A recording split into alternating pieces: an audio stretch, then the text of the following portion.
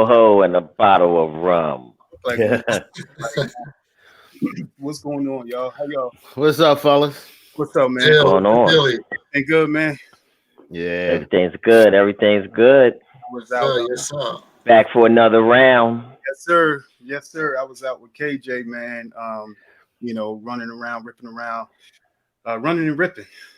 Picking up a couple last minute gifts, man. How y'all making out with y'all gifts today? Working on it. It's a work in progress. Work in progress. It's a work in progress. Are y'all? Amazon dropped some boxes off here and there. Yeah. You know. Yeah. I put some orders in for Amazon, so we'll see.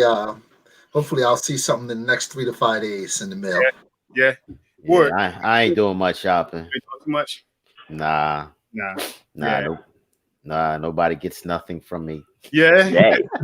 Nah. Not like that. But nah. It's like my family. We really don't exchange gifts like that anymore with each other because just to see each other is more than enough for me. Right. Right. I'd rather have their presence than a present. Right. That's nice, man. That's cute. That's a mahogany. That's a mahogany moment. Yeah, it is. You see what he did with the TS and the CE? That's going the card right there, man. Card right there. I'd rather have your presence than a presence. I heard that one before. He bit that. That was a good one. I ain't heard that one. That was You a ain't never good hear that? Nah. Yeah. He bit that.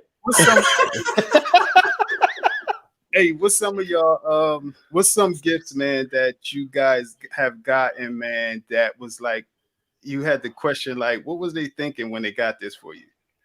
Wow. You have any of those moments? Mm. Well, I remember one time, man, the kids got me a blue tie. Some Cosby shit. They wore this. Gordon Gartrell. Yeah, remember they gave the tie that lit up? The Gordon Cartel, though, it was a name brand, like it was, Right. it was supposed to be. Right. The tie, I have no clue where this tie came from, man. The excitement that they had when they was giving it to me, I had to play that. I actually still got the tie, and I'm talking this tie got You do. Old, man. But when I've never worn it, and it's still in the case, man. That the tie. Now you know when the tie comes in the case. Oh yeah. You can't wear that. Nah. You can't wear that. That's like an award. Yeah. So y'all got man, that y'all can think back and be like, yo, what were they thinking when they picked this up? Man, I got a pullover, man. A no-name pullover. I mean, it had this really like uncomfortable feeling to it, man. And it was like, where did this come from? Right.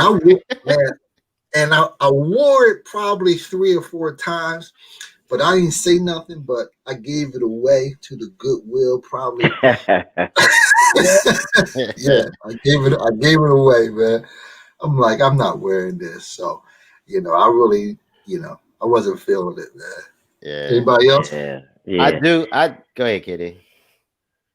I think it was probably some clothes. It might have been, back in the day, not too far in the past. I used to be big on ties.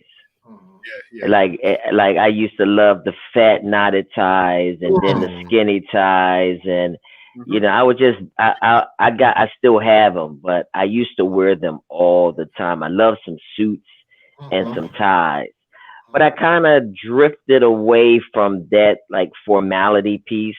Right. But I think the last gift that I got where I was like, no, it was a box. I think it was K&G. It comes with the shirt, tie, suspenders.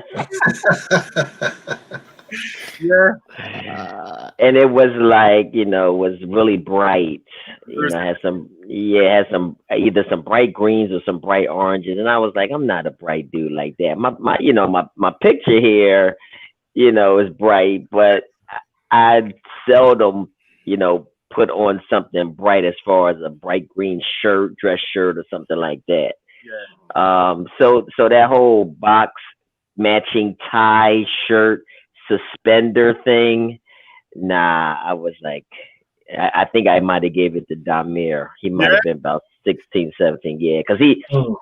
he was big. Okay. You know, when you know, going to church and everything, he was big on, you know, a bright pink dress shirt and a nice bright tie and the suspenders to match. He liked that look. Me, I was like, nah, I'm good. Did he have suspenders on when he went to his prom? He did. He wanted his.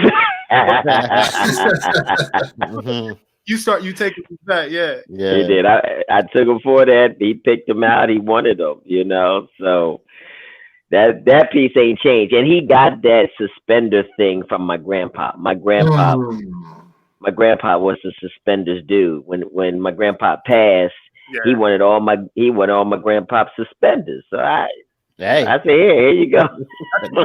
Right. To a Right. small suspender stage in high school when we were in the jazz band.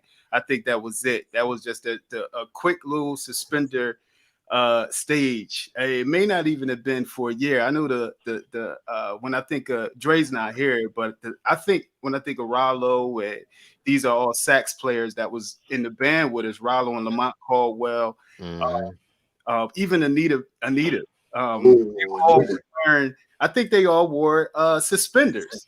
You know, now that I think about it, man, That's crazy. during that time, man. That is crazy. Because honestly, somewhere in the '90s, the suspender piece was in. Yeah. It was a moment where it was in, Yeah, and Kwame.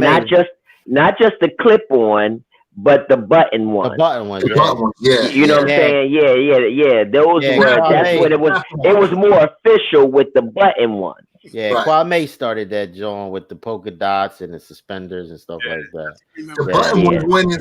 went inside the pants. The button ones did. The button went inside the Yeah. pants. Yeah. But you know, that's a throwback from the Cotton Club days. Yeah. Yup. Yeah. Yup.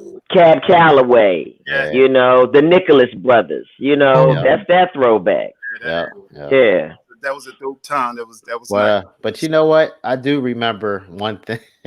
I remember back like I guess it was early 2000s, man. My brother and his wife bought me some clothes, some red swishy pants. He said swishy. And, that's the only way because they was like the nylon jaws. But I was like, man, I ain't wearing this crap.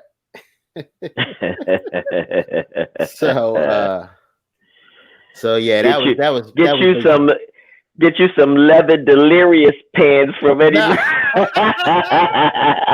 I thought they thought I was still like I was going to try a break dance in my 30s or something. I don't know. Right. Oh man. Imagine that. Hey, y'all remember? I'm sorry. Hey, Keith, y'all remember? Chris used to wear these orange corduroys. Nah. And Nah. he used to wear some kind of orange corduroys or red corduroys, and Hyde said every time he walked by, the Fred Sanford song would play. Da da da da. Da da da da da da da da. Yo, I know I ain't the only one that know them. I don't remember those joys. You gotta ask Hyde. I gotta get Hyde on that one. Yeah, Haas and Chris are brothers, part of the fellas. If those don't know that, so we reference them guys all the time. Welcome everybody to Just Our Thoughts with the Will. I'm your host, Keith. Go ahead, E. Did you get that out, E? Go ahead. I saw my man Chill Will pop up. Yeah. I'm your host, Keith, host of Just Our Thoughts with the Fellas. And today I got the fellas with us.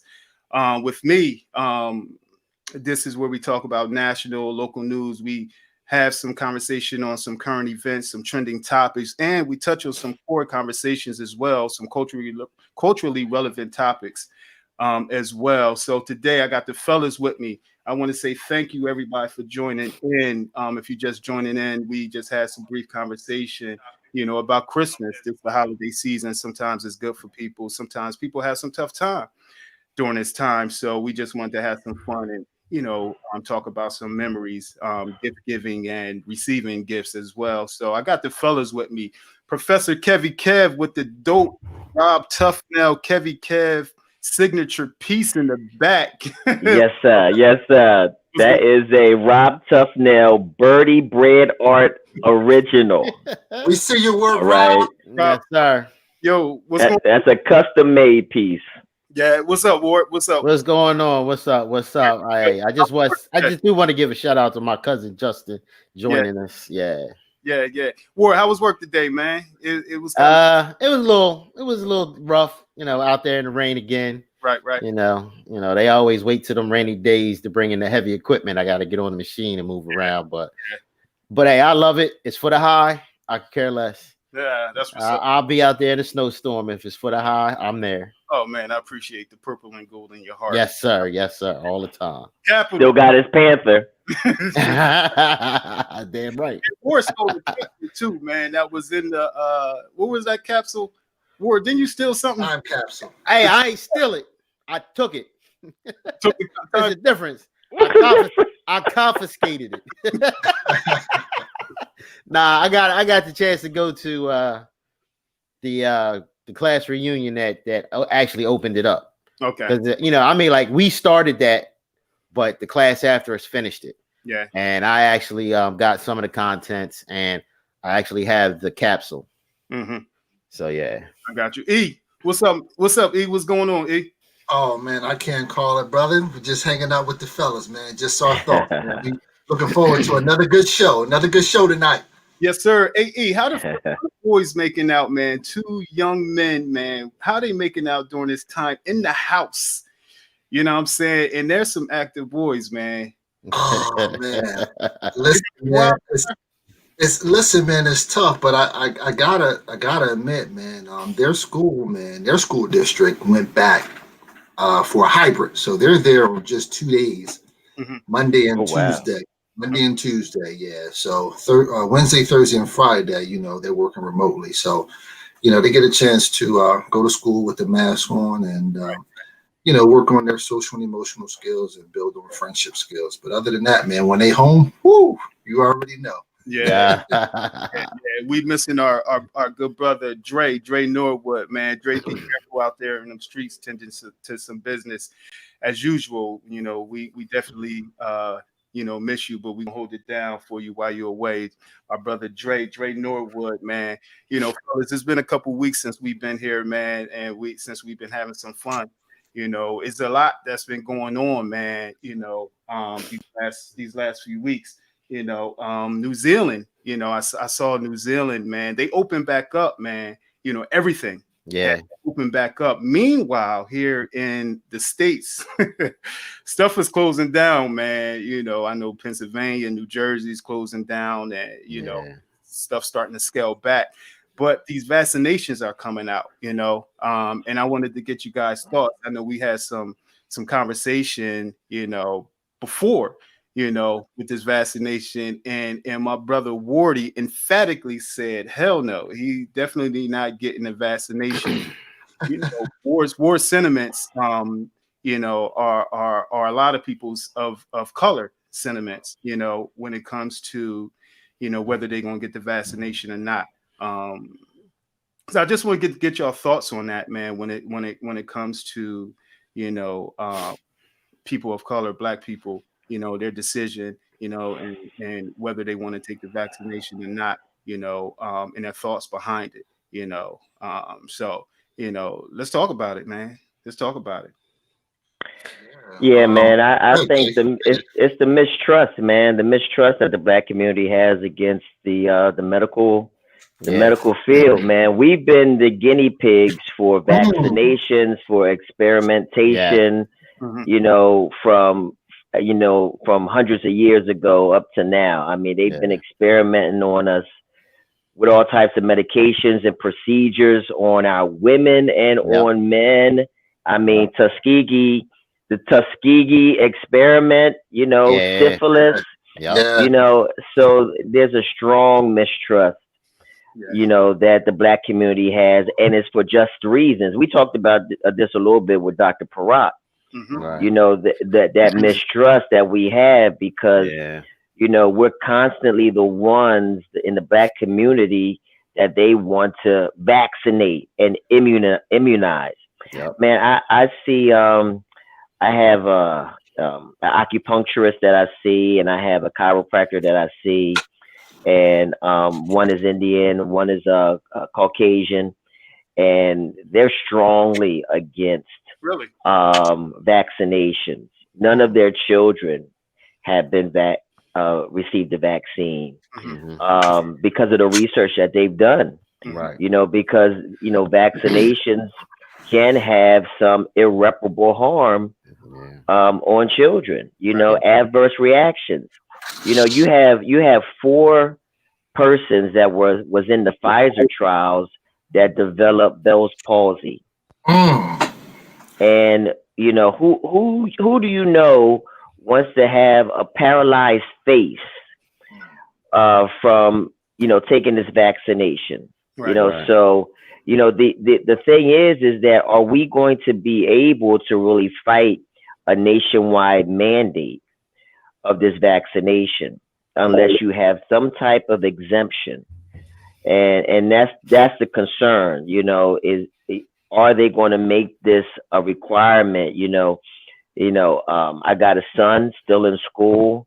My oldest, he's in college, Mhm. and he works in a hospital. Are they going to make these things mandatory for my sons? Right. You Right. know, Right. I'm strongly against this vaccine that has been generated by this warp speed Exactly. team. You Exactly. know, and the speed and the quickness that they have found a vaccine that's going to take a couple doses, to probably each year for us to receive. They've done this quicker than finding a cure for HIV, a cure for cancer, and we don't even know the totality of the ingredients Mm. that's inside Right. these Exactly. vaccinations that can have some harmful, long-lasting effects on us. They Mhm. still ain't So cured the common cold. You know what I mean? there's no It's cure, all and it's there's treatment. no money in the cure. There We isn't. know that, Not at all. yeah. So Yep. that's where I stand on it, man. That's where I Yeah. stand It's on it. interesting, man. I see a lot of. I've seen a lot of people say that they're totally against the vaccination, man. Where, just even looking at the comments, man, people are not. It's Uh, mistrust, and I don't even think it's just the Tuskegee experiment, man. It's just mistrust with people that have led America and how Black people have been treated in Yep. general. So we could go back to shoot. We could think about the slave trade. Honestly, Yeah. mistrust there, Red. Moving all the way up. Would you guys also consider though? Being in 2020 and the advancement of science. I hear people talk about, and even mentioned it too, KD, the how quick they came up with the vaccination. Does the advancement in science, does that make a difference? Does the a black woman being behind a big part of the vaccination, does that make a difference? no, No no, No, difference. no, no, not to me. no. Hey, let No. me And let me Dr. let me jump Dr. in. Fauci tried to sell that to us. Go ahead, He did. E. He did. Okay. Hey, let me jump in real quick. Now that Pfizer vaccine that was rolled out today, Mhm. they said it's supposed to be, a good vaccine. But I had a conversation with our good friend Greg Nice, that we all know, Nice. G Nice, Mhm. and G Nice, man, he's a pharmaceutical sales rep, so he's in and out of the doctor's offices every day, all day. So today he had a nice candid conversation with one of the doctors. And he Hmm. said that, there is some reservation with the African American culture to take this vaccine. He says, now, I don't know if this will make you feel any better. He says, but this Moderna vaccine, for three reasons, he said this may be a good one. Keith, you just touched on it. A African American female helped to develop it. Mhm. Number two, it does not have to be kept in frozen temperatures, which leaves less room for error. Okay. And number three, that the safety data is more attractive to people. So I don't know if that's going to help out our concerns or not, but they're saying that this might be a thing, man, of the future that we all may have to get. Well, wait a minute. Wait a minute. Hold on, because because the vaccine that I seen them rolling out on this morning when I was getting ready for work, Pfizer. they had to ship in the cold crates. They said if it That's the and Pfizer, That's that's the Pfizer. Pfizer. That's the So Pfizer. and which one you talking about, EB? Moderna. Moderna. Oh, Moderna. Moderna. Okay, Moderna. Okay. Hmm. Yeah, Yeah, EB, I ain't doing it. yeah, EB. I hear that the sister is heavily involved in the development of the Moderna vaccine, and that's Right. a beautiful thing. Right. Right. I don't want to knock the sister's contribution. Probably an incredible physician, scientist, and probably took into consideration all of the medical conditions that the African American community faces. Right. But when I heard Dr. Fauci say to the black community that you can trust the vaccine because a black woman was involved in it, um, it's That's really it's an insult to our intelligence, though. yep. Yep. It's kind of an insult. Like you say, you gave me a little bit more information about it, EB. Mhm. But when Dr. Fauci's just rolling out a token black Right. person Right. Right. to Right. dangle in our face to make us feel Like a safe. carrot. Like a carrot, huh? You know what I'm To me, saying? that sounds like a Trojan horse too.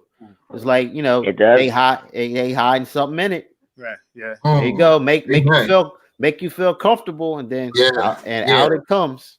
And I Yeah. was debating with Greg about how I had reservations about the whole thing, and then he said, "All right, well, let me give you these 3 quick points." So I just wanted to share that with the fellas, what he Okay. what he laid out today. Yeah. It's It definitely. should be a choice. Yeah. It Yeah, should be a it should be a choice. choice, just like You the regular know. flu shot. Yeah. You know what I mean? Because I tell them I'm not getting my doctors always say you should get a flu shot. I'm like, look, I'm not getting it. I don't get the flu. Why am I going to introduce something into my body that I really don't need to fight Right. against right now anyway? Because if I ever do get it, my body's going to fight against it anyway. Mhm. Uh-huh. So like with this vaccine, it's like if I'm doing everything and I'm not getting it, why what is the need of actually getting it? Yeah. And you That's how I feel. and Keith, you know what makes me more leery of it? What's that? Because when I constantly hear Bill Gates and his Mm. wife Behind the whole thing. Yeah. talking about how the entire world is going to be vaccinated. Bill Gates is not a doctor, Right. Nope. Right. and for them to push him to push the vaccine, Mhm. it just he creeps me out. He just gives me the skeeves every time I hear him talking about giving me a needle with some medication. Every time I look at him and his wife talk about it, I just get more and more distant from being open Right. at all to receiving the Because vaccination. that brings up that conspiracy theory of like if you ever seen iRobot injecting the nanites in you, and these little metal particles that can actually trace bodily functions, and they could say know where you're at and things like that. The advancement in science, like you said, is becoming more and more these Right. days. Right. But it's like, even though with the advancement that we're having in science, how come we ain't got a cure for the common cold? Well, Right. then again, I know that it's a money thing because money's in treatment and not cures. But Mhm. it's like, come on, man, you should have a better treatment Right. for these something with less side effects Right. than all these medicines do have. Absolutely. So with that being said, it definitely sounds like mistrust. Just even the comments, man, people are so much against it. I see it. Yeah, I see it. do your research, do your research, get a better understanding. It goes back to that mistrust, in our community. Mhm. So the vaccine is out. We're gonna see how this plays out. I'm Yep. not sure. I think healthcare workers may have to take it. I'm not certain. Yeah, You know, most likely they First will. time responders. yeah. So I'm not sure. So um, so let's see. We're gonna see. We definitely gonna see. Another thing that's going on, man. I don't know if you guys saw it out in Columbus, Ohio. Casey Godson Jr., man, young man, 23-year-old, walking home. we keep, this is a story that continues to pop up in our community. Casey Godson Jr., man, brother, young man, walked home, was able to legally carry. 23-year-old man was killed by deputy up in Columbus, Ohio. So we definitely want to continue to keep this family. There's two stories, when it comes to this. So the stories are still being, developed as we speak. So we want to, continue to keep Casey Gosson's family lifted up, and people and families lifted up in general. Right. His son is, he's not the only. His mom is not the only one that has lost his son. Here at home, we hear a lot that's going on, specifically with COVID too. Right. So if we can, man, keep them. Lack of accountability with police officers. Once again, no body cameras, the ability to just be able to say and whatever a police officer says is just the God honest truth. Yeah.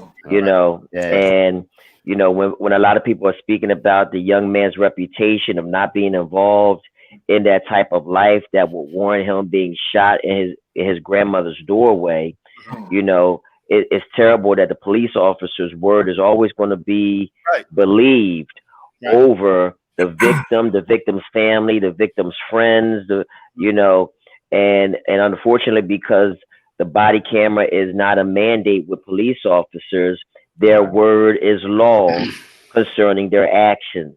Right. And it's just sad to hear about. Even if he did have a firearm, he had license to carry. Right. And again, from what his relatives and his mother, she just devastated me with her interview, to say that he wasn't the type of individual that would do something so foolish, and if anybody that I'm going to find credible is an individual's mother. So it's just another sickening example of the lack of accountability by officers, man. Yeah. Well, speaking and I hate of that, to hear it. Yeah. Speaking of that, y'all heard about that new joint coming out, that new Spike Lee joint? Yes, sir. American Skin. Yo, I cannot wait to see that. Yeah, that's gonna be a bomb picture, man. That's gonna probably make more impact than the Malcolm X joint, because I really think so, because basically it's out where it's about a war vet that's seeking justice for police officers killing his son. And a routine traffic stop. I still can't get that one out of my head. They call that routine. Right. So basically, he takes over the police department. And this is not out now, is it? It's not out yet. Don't talk too much about it. Don't talk too much about it. Come on, hold some back. You gotta watch the trailer. Yeah, you gotta watch this trailer, man. I'm not saying anything that's not in the trailer. Okay. But it's real powerful. It looks dope. The trailer looks real dope. My man Nate Parker, he's the lead role. He actually did the screenplay and directed it. Nate Parker. From he played Nate Parker, Nat Turner, and he played Nat Turner. Yeah, and he also played in The Great Debaters. Yeah, he's a great actor, man. He's a good black actor. Yes, he is. Yeah, that joint looks real powerful. When's that coming out, Woody? I'm not exactly sure. I didn't catch a release date. It just said in 2021. Yeah. So I'm going to be looking for it. I'm definitely going to look into it, because I definitely want. I don't care if I got to pay $30 to watch it. I'm gonna watch that joint. Yo, we put it in the chat, man. It's in that trailer. It's in one of our chats, man. Yeah, it is.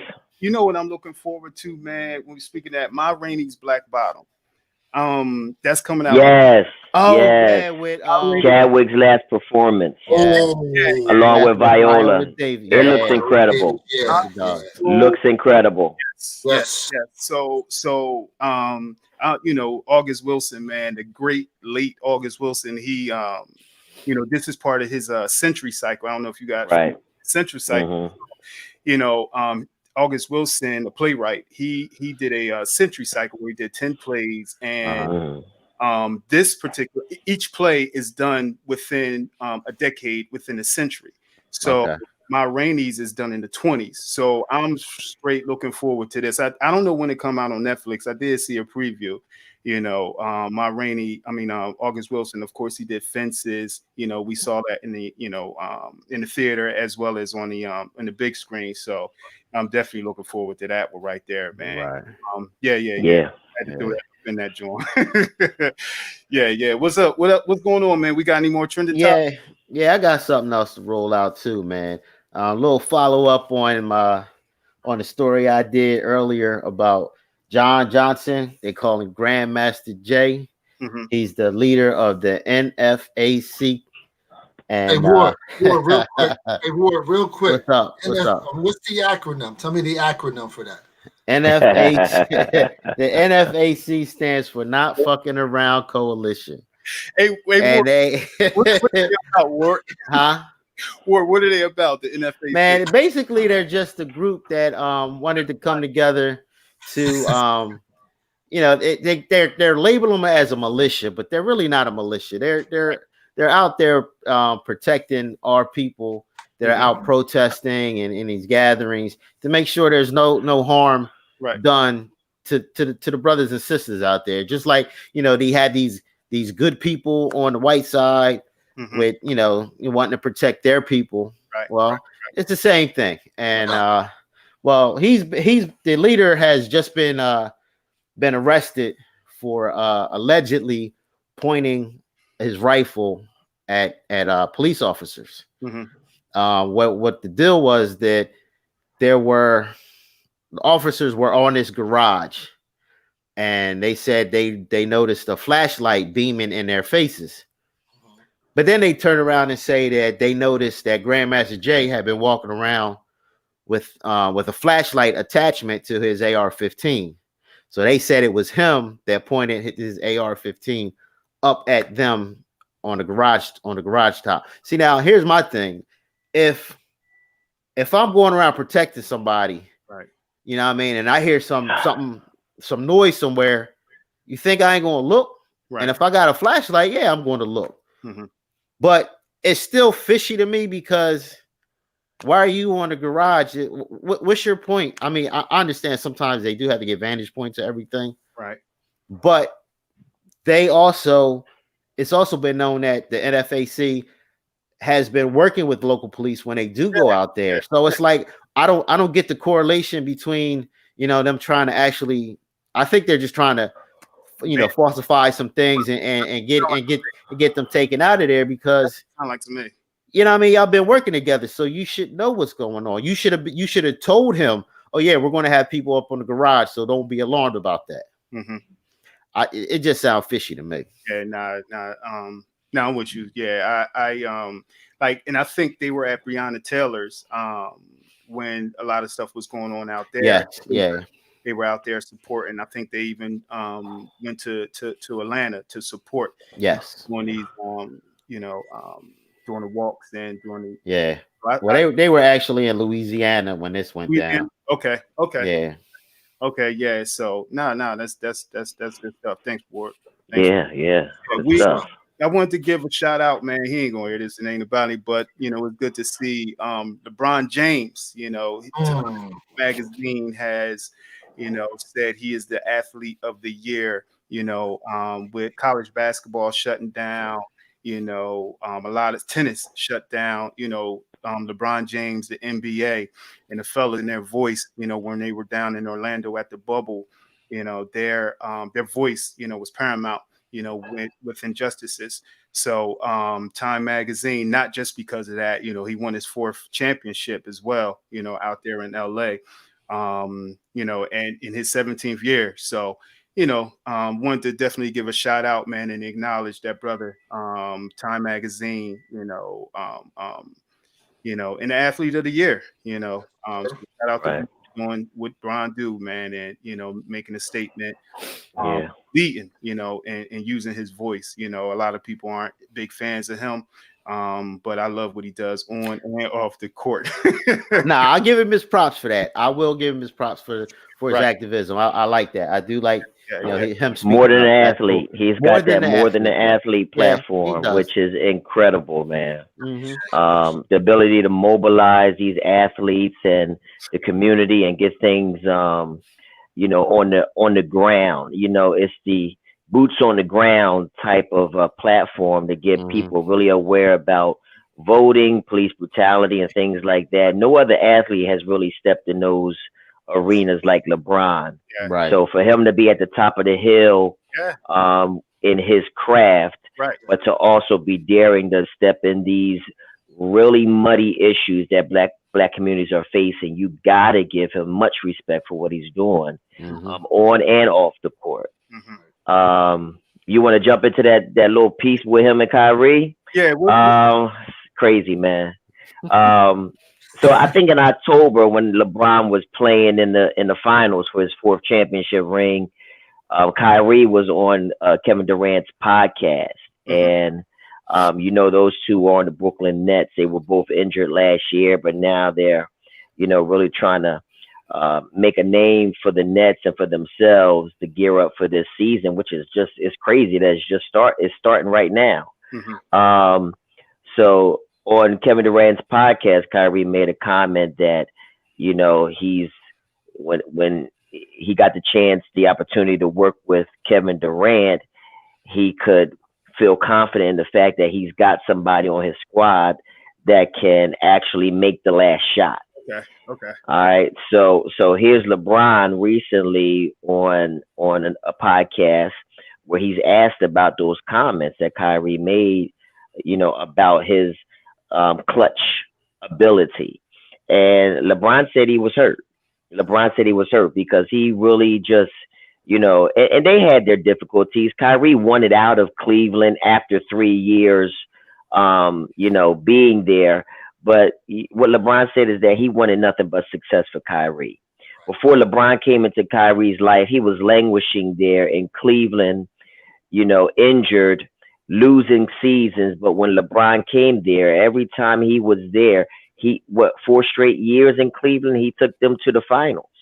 You know, and LeBron's thing was that he was hurt because he only wanted to see the brothers succeed. And to take shots at him when he's on the stage to do something historic in his career, just looked like a hater move as well with not only Kyrie, but with KD as well. You know what I'm saying?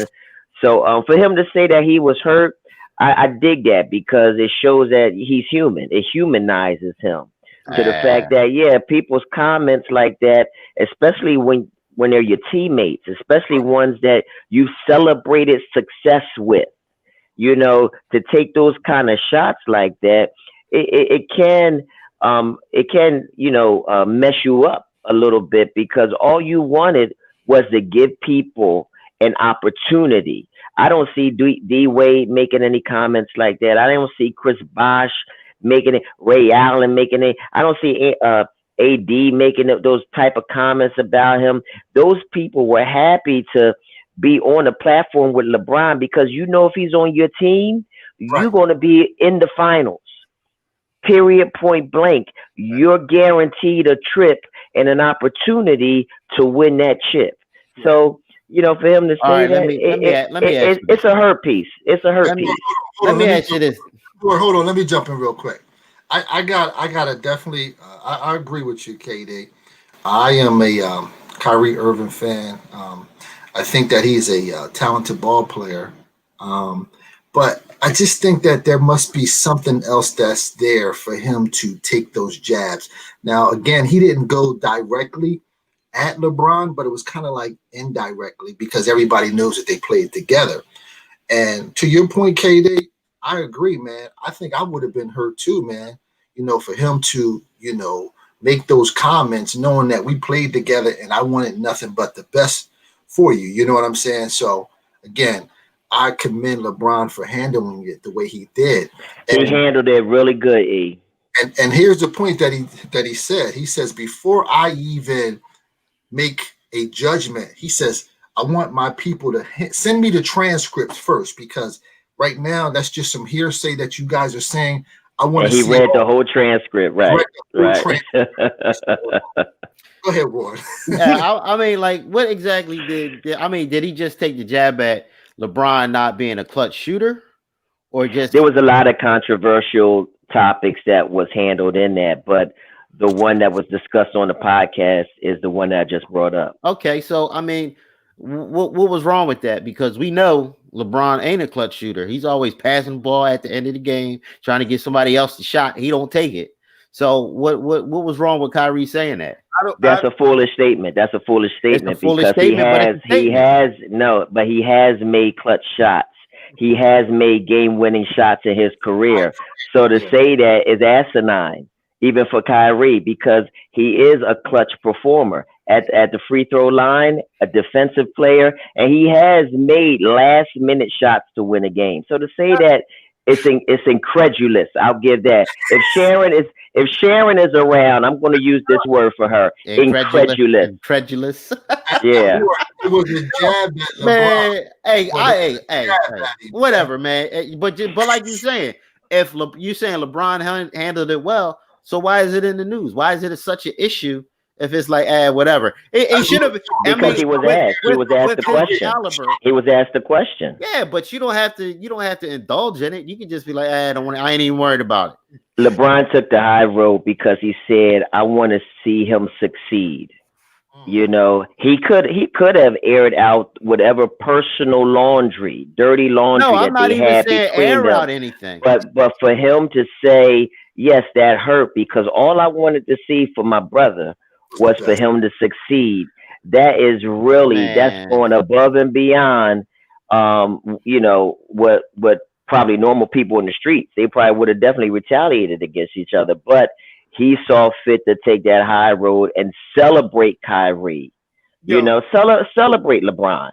Right. Go ahead, Keith. He wanted him to be an MVP type player. That's what he wanted for him. And you know, LeBron makes people better. So it's like, wow, I went out on the limb. That's what he said. He wanted him to be MVP every year he played with them. That's what he wanted for Kyrie. Right. I think it says a lot of, it's interesting. I'm listening to y'all, and I think it says a lot about personality and character. You know, just, not one character is better than the other, but I'm listening to it. And the one thing that stands out to me is, the heart, the giving aspect from Bron, and KD don't even, and Reed don't even care. Kyrie don't even care. Kyrie, is a personality that's where he's just going to say something. You know what I'm saying? He's going to say it, and then that's it. He may not have the same relationship with Bron that Bron think is there. Mm-hmm. You know what I'm saying? I'm saying right. About it, and Bron may think, yo, this is my little brother right here. But KD went to Boston. He went to Brooklyn, and he may not feel like I still had that same relationship. So yeah, that's just something, man. Keith, but what's crazy, Keith, because when Kyrie was in Boston, there was a point in time when Kyrie said, "You know what? I gotta apologize to LeBron because I didn't know how hard it was going to be, right? Because he wanted to be that alpha male. He didn't want to be the Robin to LeBron's Batman, and that's why he forced his way out. He wanted to be the man on a club." And when he got to that club and he was given the opportunity to be the man, but he didn't have that same effect that LeBron did, he said, I got to apologize to LeBron because, I see how hard it is and I see how difficult it is for, to try and get through to people, to lift them to a championship level. And even though he didn't outright say it, but he was celebrating LeBron a little bit, Yeah, but that ain't because he saw that LeBron elevated the teammates, but Kyrie couldn't have that similar effect on his teammates, right? And for him to take this shot now, it's just so contradictory. He was talking about being clutch, not being a leader. Don't forget. You're missing the point, Ward. Go ahead. Don't forget. Don't forget. Not really. Kyrie, the same one that said the earth is flat. Earth is flat. But that's my dude. I got mad love for Ree and his skills and his ball skills. So we Bron took the high road. Kyrie, we're gonna see this upcoming season. I'm looking forward to this upcoming basketball season. Yeah, Um, yeah. I think I might switch over to Brooklyn or the Sixers. My Bulls, they not doing too much. Don't Doc do Rivers, that, man. Don't do that. come on over Don't do here with that. Doc Rivers. Doc Don't do Rivers. that. You got to ride with your team. You got to ride with your team, bad or indifferent. But yeah, I'm a Cowboys fan, so I've been riding with my team. Yeah, Ride, bad or indifferent. yeah. It's okay to have a dark horse. Yeah. Actually, got some downstairs. Dark horse, some Merlot, and some cat.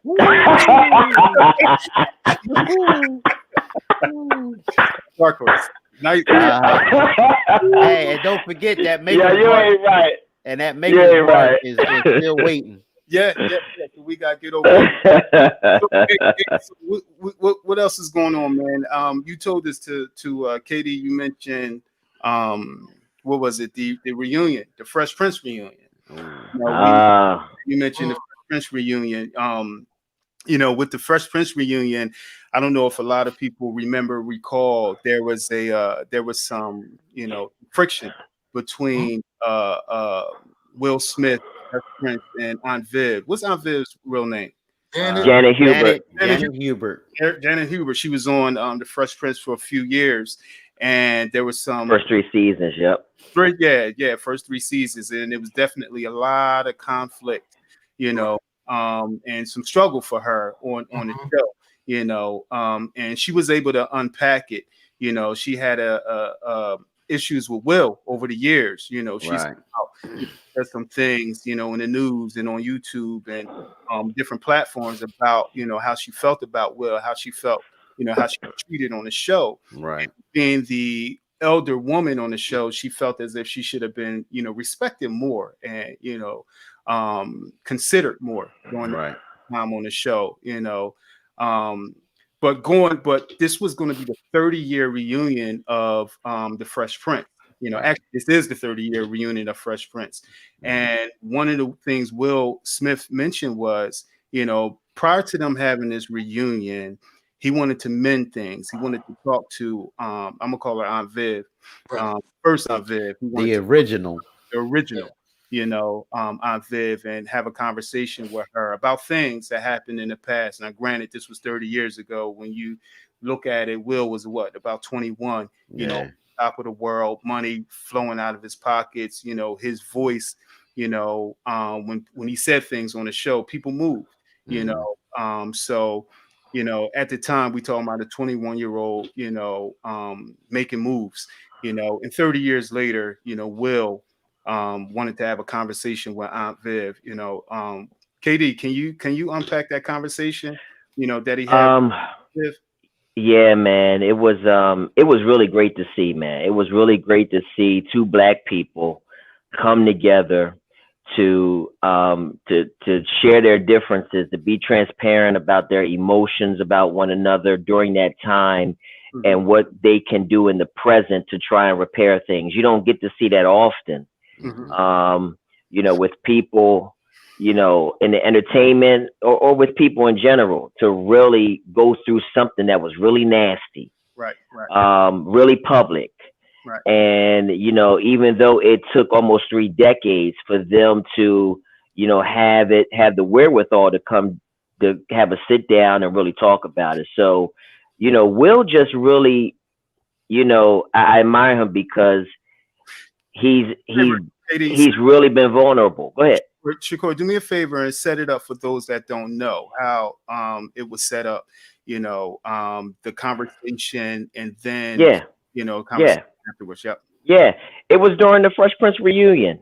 Right in the middle of the Fresh Prince reunion, Will sat down with the entire cast, and he showed the entire cast the footage of him privately meeting with the original Aunt Viv. And it was during that segment they had a therapist on hand, because if it got too emotional and if they needed that extra support, that extra support was there. But the 2 of them came together, and Will wanted to hear her story, and that was the main thing, because Will did not know about all of the trauma that she was going through at home. He Mhm. just knew about his on set family. That's all they knew, and that's all they projected. But they didn't know what each other had going on once they left the set. And Viv stated that she had so many things in her personal life, from being pregnant to having an abusive marriage to a husband that wasn't working. All of these things, it created some trauma in her life, and it kind of came onto the set where she wasn't happy, and you could tell that she wasn't happy. Mhm. And because she wasn't happy and she wasn't, laughing at Will's jokes, he took that as a threat, Right, right. that Mhm. that she was not pleased by his performance and things of that nature. So Mhm. he perceived that as a threat. And what it sounds like is that his influence really tried to reduce her role On the set. on the set. You Right. know what I'm saying? She was never fired. She cleared that up. She wasn't fired, but Right. she had a reduced role, 10 months, 10 weeks, 10 which was weeks. 2 months. Yeah. And on top of that, her contract indicated that she couldn't work anywhere else. So how was she going to survive? Yeah. Right. That was her thing. How is she going to survive? And she said that to Will. One of the Right. How? Go one of the ahead. things I thought that was important, that she said was, um, in Hollywood, when you use that term, difficult, Difficult. for a black woman, Right. it's a, what did she call it? It's a killer. It's the kiss of death. It's a She Kiss of called death. it the Yeah. kiss of death. oh, Yep. it's a It's death. a difference. She I said don't. words can kill. Words can kill. Words can Yeah, kill. yeah. So, Hmm. and to be honest with you, I don't think I've seen her since. Mm-mm. No, Nah. no. A She's black. Juilliard trained actress Don't say that. Should never on be out of work. Broadway. On Should Broadway, she was never. she was an acclaimed actress. Right. Yep. But when all of this happened, she could not find work. Hmm. You know, 30 years of experience in the entertainment industry, and when this happened, it brought her life to a screeching halt Yep. Yes. because she lost everything, she indicated. Right. And for Will to and for that label, like you said, keep to be on her as difficult, Hmm. it was terrible for, like you said, it was a kiss of death for a black woman, especially a dark skinned Mm. black woman. She mentioned that Because too. you see who they hired to replace her was a light skinned Aunt Viv. But you know what? But Ward, You she know was what I'm saying? actually Ward jumped in they real actually asked her first. Hey, Ward, fast. you jumped in when we mentioned light Yeah, skin. You yeah, jumped in exactly. real quick. Y'all ain't gonna start that because they actually asked her first Uh-huh. to be to, But to they do didn't the hire role. her. But they No, didn't no, hire her no. It wasn't the fact they first. didn't hire her. She said she wasn't going to do it because they said, "Oh, we want you to do this show with a rapper." She was like, "Nah, that ain't for me. I'm not Yeah, doing it." but she had regrets about it because she Oh wasn't yeah, really doing definitely she anything had the at the regret. time. So Exactly. so during the conversation with Will and Aunt Viv, um, Will asked her, some questions, when they were talking about it. And, the thing that stood out to me was, I've looking at Aunt Viv, the thing, everything that was on her chest, everything that she felt, I felt like she really got that off, Mhm. in terms of having this conversation with Will, in Mhm. terms of, relaying all her thoughts, her emotions, Right. Will, and that she didn't hold anything back.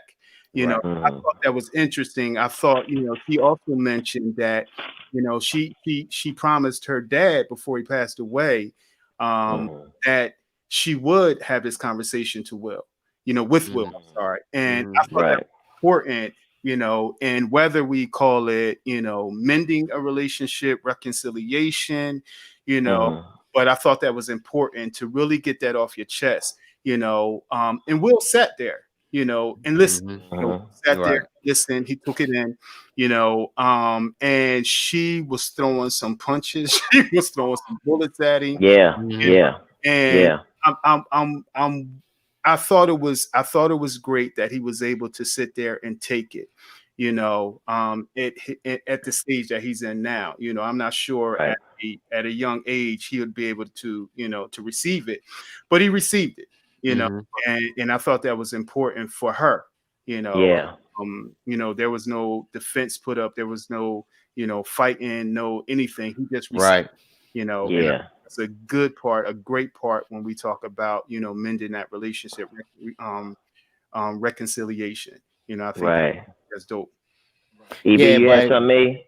Yeah, yeah. I just wanted to say that Will being in a different place in life where he is such a good thing, man.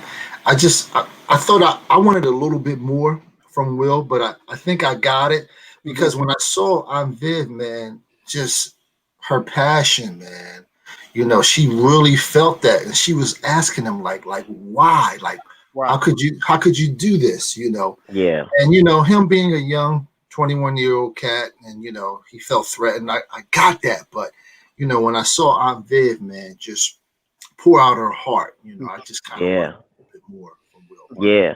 they right. were able Yeah. to reconcile, and I actually watched a couple post interviews that she did, and she said that she's glad that they're both at a place where they communicate Right. and they text back and forth, and it's all love.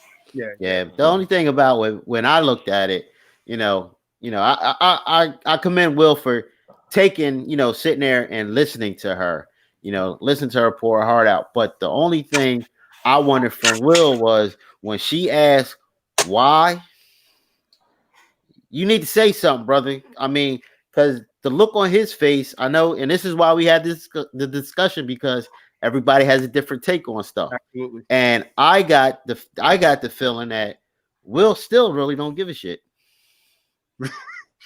It's interesting that you think that, Ward, because I was waiting for his why. The answer. I was Yep. waiting for that, He and said threaten. Because but she put it out there like why and gave that pause like I really need the answer. right, And and he never gave it to her. I was wondering, did Will not know why?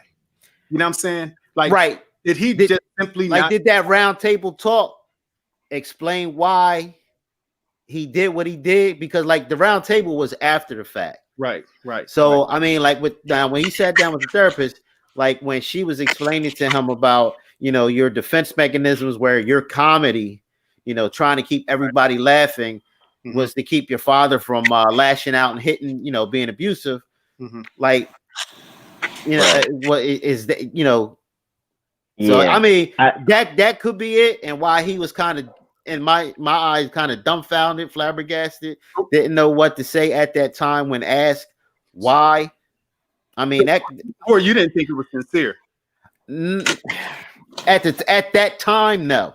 Okay. I really didn't think it was that, and even really even now, it's like at his point that even though he made the amends, but he made so many strides after Hmm. Fresh Prince of Bel Air. He went on to do the movies, Yeah. and he has become so big Hmm. that I don't think he really cares that much.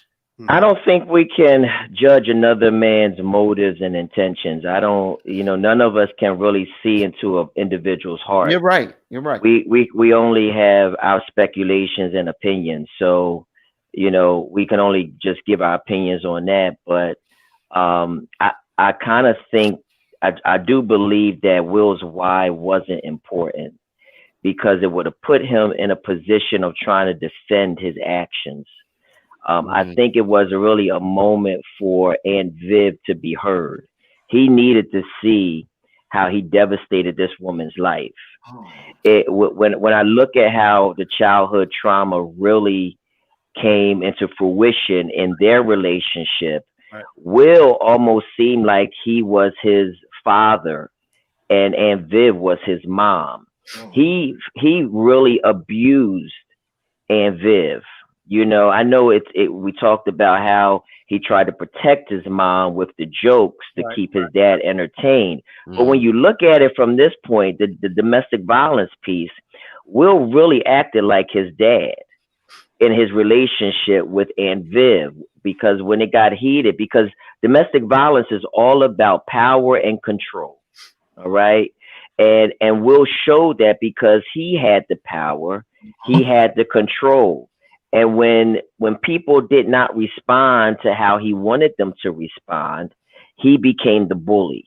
he became the aggressor, and he was the one that hurt her. He needed to see how hurt and how her life really was left in shambles, to the degree where she talked about the black community turned their Mhm. back on her, Right. where her son was bullied in school because of what was going on.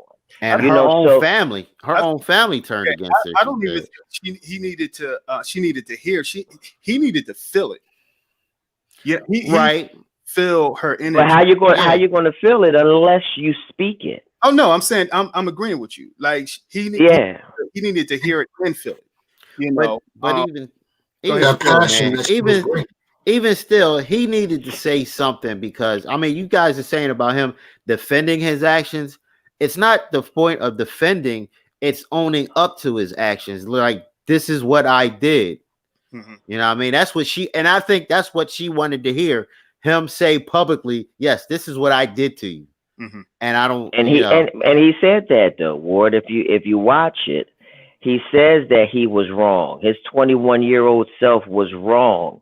The things that he said to her, he said it in that piece where it was just those two sitting down.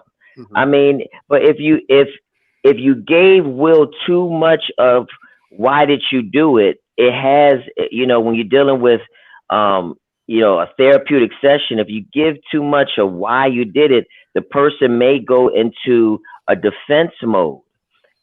Will needed to validate her story. mm-hmm, That's what she needed. He needed to hear everything that she went through, and he needed to validate it, that her version, her narrative was true. mm-hmm, All right, and nothing he could say could change what he did, could right. change the words that he called her an a-hole. I agree with you. He said, so there was nothing that he could say about why, Mm-hmm, but he really needed to be fed by, the brutal attack that he unleashed. He said it. I unleashed the dogs Yeah, on her. yeah, he said yeah. he said that. You feel what I'm saying? He unleashed the dogs on her, Yeah. and that is really what I see in that relationship between him and Aunt Viv. He acted just like his dad. He unleashed the full brunt of abuse Mm-hmm. on Janet Hubert, Hmm. and which was totally unwarranted. Yeah. And he needed to see how much pain and devastation that he caused in her life. I think he saw it. I definitely think Yeah, he he saw it. Yeah. saw it, man. Yeah. So, and he said this about the reunion. He said he wanted the reunion because he wanted the reunion to heal.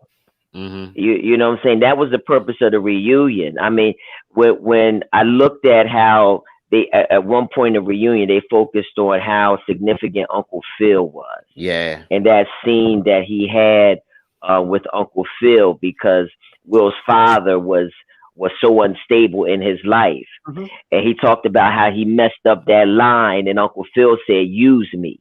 Yeah. Right. And when he Right. said that, Yeah. Will just poured into that character and the embrace that Uncle Phil gave him. You know what I'm saying? And when that clip was over, they gave the whole cast a moment just to sit Yep. there and reflect Hmm. and to feel that loss, but to feel how big a void it was in the family Mm-hmm. because he was not there no more. You know what I'm saying? All that was really the healing.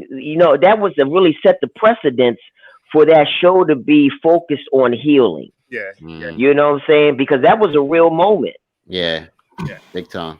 No, that's good, man. It's good to see, Will, the transformation pretty much right before our eyes, where he could speak about his youthfulness, and decisions that he made now in his Mm, early 50s, to change and making, amends of his past transgressions, of his past decisions, so mhm.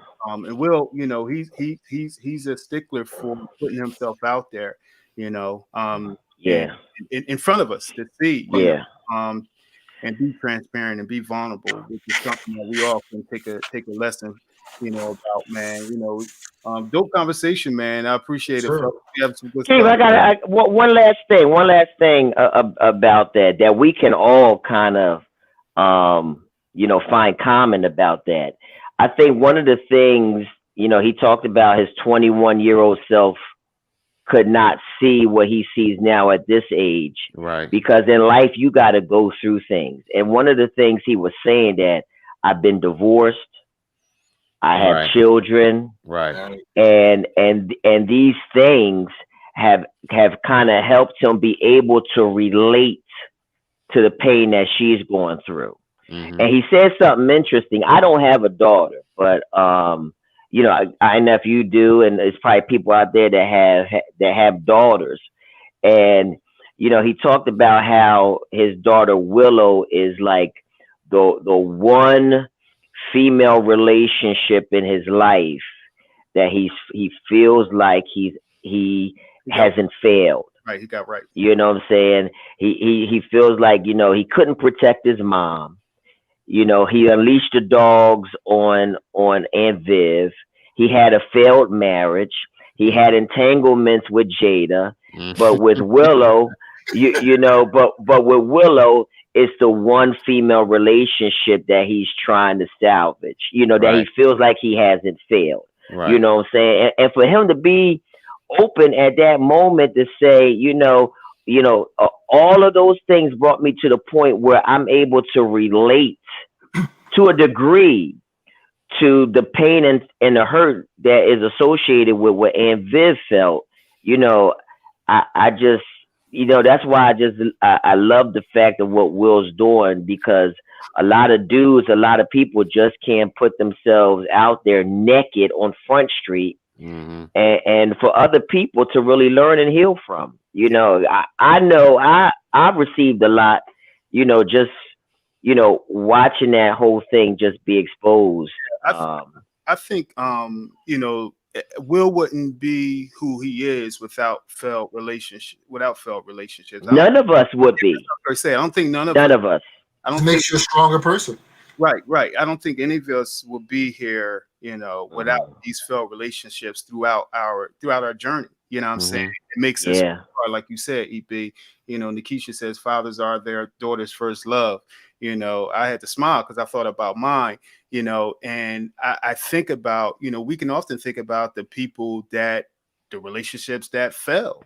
You know what I'm saying? Throughout Yeah. life. Right. You know what I'm saying? When we coming in contact and we communicate and interact with somebody, you know, Mhm. in our late 40s, you know what I'm saying, looking back, like, I could have done this right. I could have done this different. I could have been more honest in this situation. I could have been a lot more supportive, like Will, we in the same boat, and people that are, watching and listening are definitely in the same boat. So it's about, learning, which Will is definitely doing, being transparent about it, being open, being honest about it. So, Mm-hmm.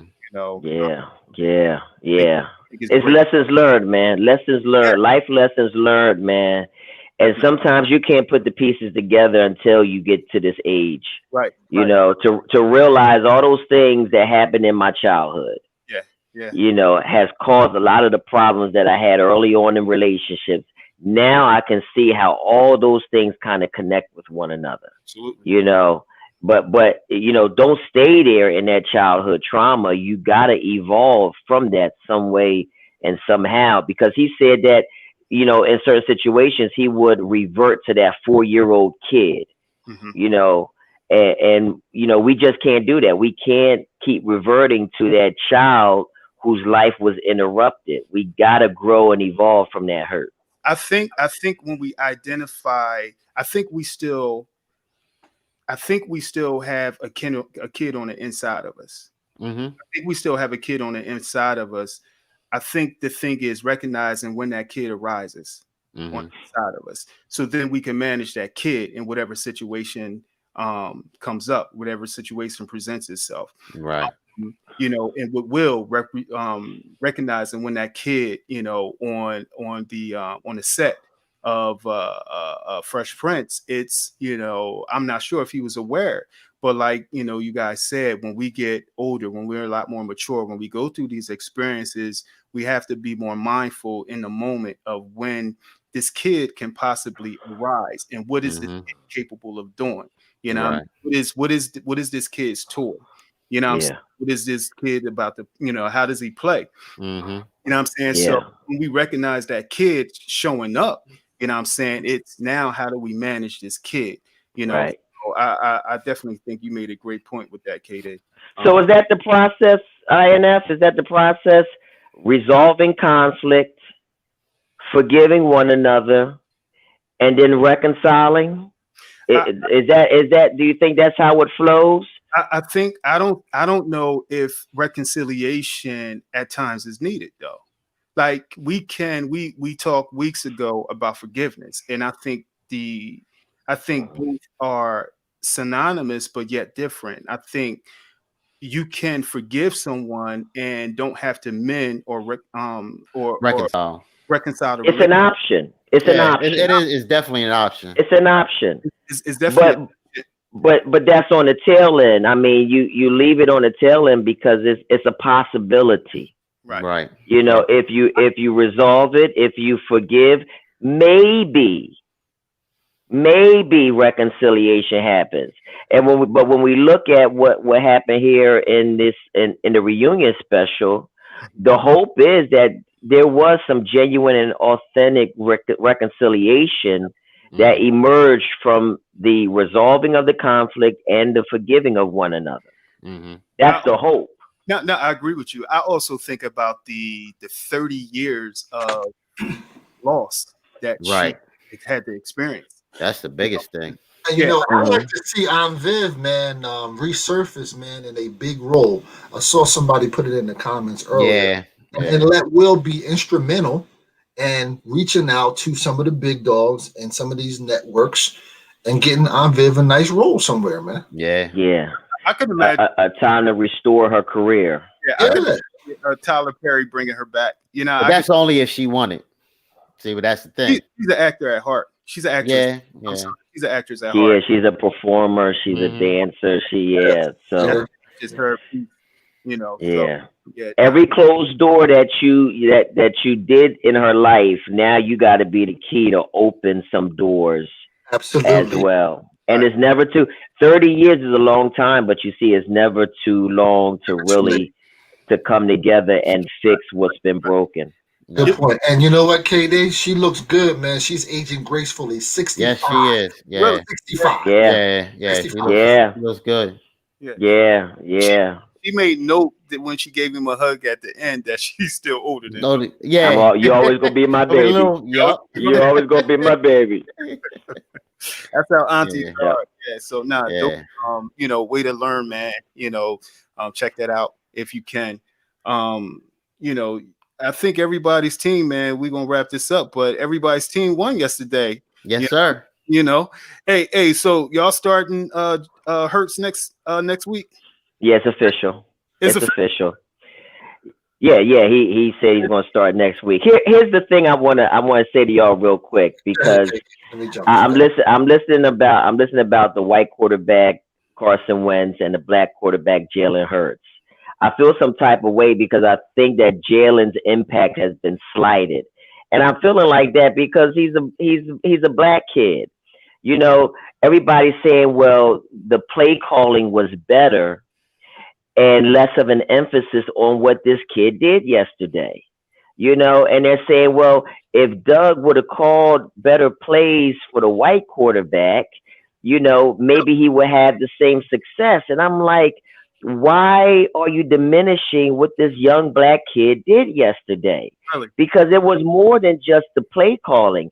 This kid did something great yesterday, but they try to diminish the black athlete, is what I said, is what I'm trying to say, because they want to say, oh, the coach called a magnificent game. No, it's because you had this brilliant athlete, a young black kid that brought some pizzazz to a stagnant team. That's what he did. And he single-handedly won that game. He energized that whole All team. right. All But right. I'm just looking at the racial dynamics Yeah, of but it, man. It, we gonna have to it, stomp it on kills that, me. KJ. We gonna have to stomp on that because here's the big thing about that. You can stomp There's on it all you there's want. You can there's sit on there it, was no spin on it film. too. Yeah, there was no film on on There Jalen is Hurts. film on him. Yeah, but He has they had don't know he his has had tendencies. They don't know him he yet. has had a illustrious college career. That's college. Ain't That nobody it studying don't that. matter. He Ain't played nobody with the studying that. big boys. Ain't Yes, nobody they are. studying that. You are looking at college tape when a quarterback don't have nothing in the NFL. Ward. You do. Yeah. So Jay, My God, man. give a couple We're days. done. Give We're a couple done. days. They gonna be We're on him done. We're done. just We're like they done. was on Wentz. Listen, I'm just happy. I'm happy for the black kid, and I Oh, want that's him to great. have some shine and some credit. That's what I'm saying. Yeah. You know, you good? we'll see if it's prolonged. EB, what's up? I know you a big time Eagle fan, man. Nah, you know what? Professor Kevin Cab pretty much summed it up, man. I was just happy. Thank you, E. Thank you, I brother. was happy for Jay Hurts, man. I was glad to see him get in there and prove himself, man. He came in with some poise, and I think that he was a great game manager of the game yesterday. You know, I saw him throw, I seen him run, and they beat the best defense Yeah, in the league. So I think that speaks volumes for yeah. We gonna let them have their shine, Keith, because I hear him. Yo, they don't have much shine. This what happened. Now, That's all y'all got to say. You ain't got no my shine. You ain't got no my shine. That's all y'all got. What I want to say is, it's tough for me to root against him.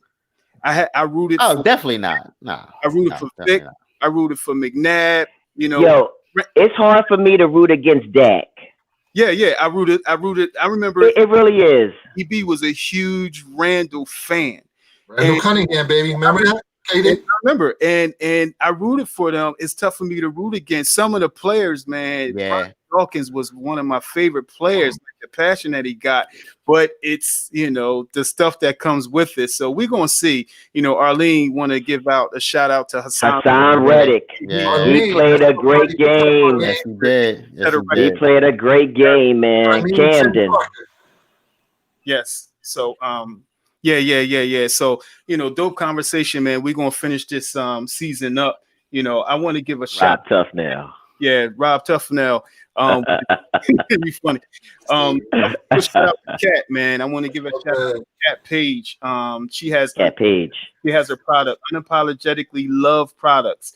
It's featuring rose boxes and bling mini cakes. You got one there? You got one there or something? You looking at? No. Oh, okay. I thought you was looking at one or something. Hey, Kat, come on, you gotta start sending it to everybody. Kat, I thought he was gonna pull one out like this Wardy and be like, look like you was looking at something. Nah, I am going to tap into Kat for her baking goods, man. Kat, she gets down when she bakes, man. But Unapology Love Products featuring rose boxes and bling mini cakes. She's on Instagram at unapologetic_love products. So check her out. I've seen a lot of her work, and she's very crafty, so check Kat out, go to her Instagram page. Katie, you had something?